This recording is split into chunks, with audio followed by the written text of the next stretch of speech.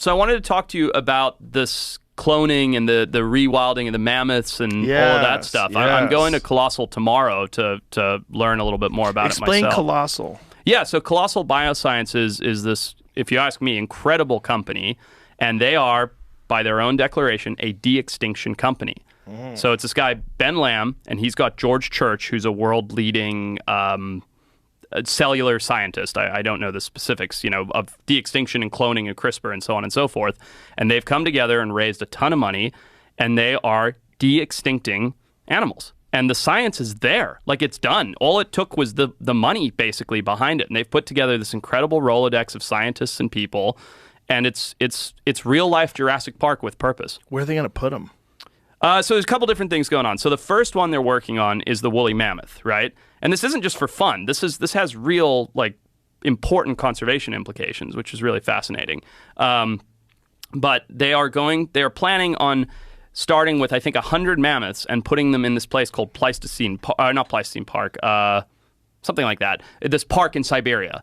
That they've been doing this experiment on as to what happens when you add megafauna back into the Arctic tundra to offset carbon emissions. Wow. And so they're using what DNA? They're using elephant DNA and mixing it with something else? So it's Indian elephant is the closest living relative to the woolly mammoth. And what does an Indian elephant look like? Is it similar to an elephant? Yeah, it's a smaller. So African elephants are bigger. They have the really big ears. Right. Indian elephants are typically the ones you'd see at the circus, with the pink in the ears, the smaller triangular shaped ears. So just a different species of elephant. And so they're taking Indian elephants and they're using CRISPR technology and they're using existing mammoth DNA and they're making an embryo. And then they're implanting it into the Indian elephant, and 22 months later, an Indian elephant's gestation period, she will give birth to a mammoth. A real mammoth? A real mammoth. So it's not like a hybrid? That's okay. That's a good point. So it is, in the sense of what they do is, if you imagine the DNA of an animal, right? And then you imagine the fragments that are broken out of it, right? What they're doing is they're taking that DNA and I don't understand the cellular side of it very well. This is just my base level understanding of it. I can talk about the conservation side of it, but they're taking that double helix, that DNA, and all those pieces that are missing from the mammoth, they're putting in Indian elephant pieces. So you end up with an animal that is physically and morphologically identical to a mammoth, but has used all of the DNA from the closest living relatives in order to get there. Phew. Boy. And this process, how long does this take?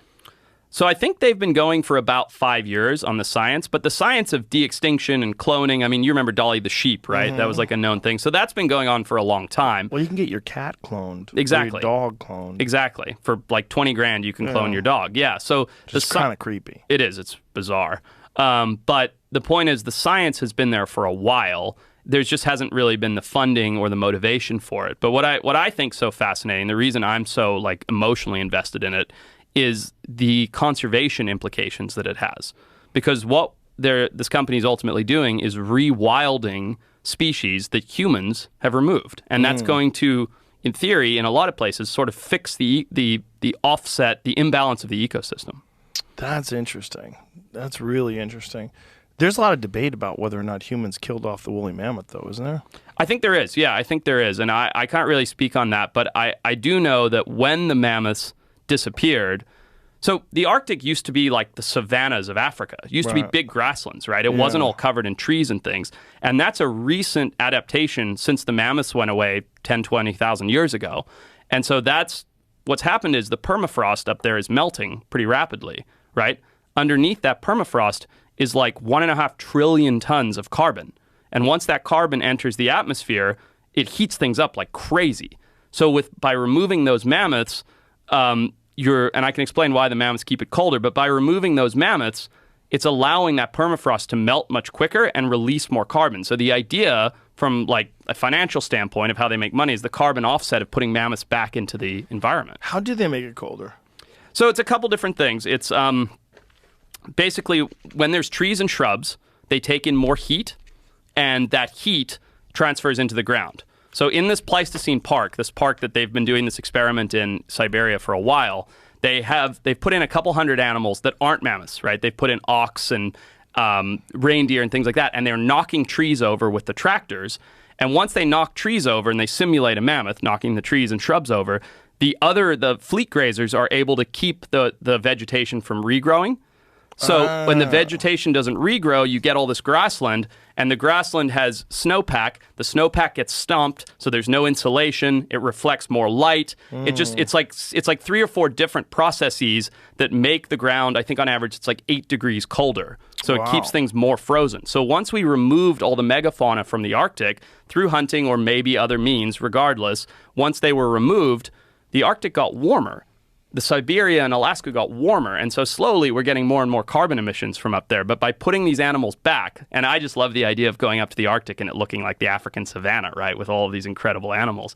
But by putting these animals back, it in theory will make the Arctic colder, slow down the melting of the permafrost, which will in turn trap the carbon for longer in the ground. So they're going to start with the woolly mammoth. Yeah. And what other animals are they thinking about doing this to? So what I know of right now is the woolly mammoth and the thylacine, which is another reason I'm so excited. So they are going to bring back the thylacine. Yeah. And how are they going to do that? So there's, it used to be the quoll, but now it's an animal called a dunnart that's the closest living relative. And so, thylacines were around pretty recently, right? I mean, we're just looking at video of one. Yeah. So they have really good DNA from the thylacine, and then they're going to use the existing DNA from a dunnart, which is a very small marsupial, put them together, remake the thylacine. The only problem is, my understanding is, they cannot use the dunnart for surrogacy because the dunnarts are like this big. So they have to do an artificial womb and all of that. But yeah, I think the technology is there. Artificial womb? Yeah.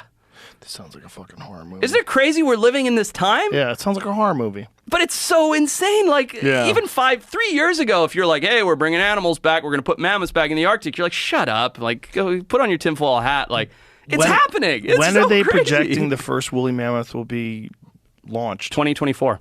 What? Yeah. Next year? Next year. End of next year. Oh, my God. Yeah. And they're going to bring it to Siberia. And put it in this Pleistocene Park where there are all these other animals, and they're going to see how it does. Like, how does it behave? How does it interact with the environment? Does it replace the tractors in the sense of cooling down this little park area?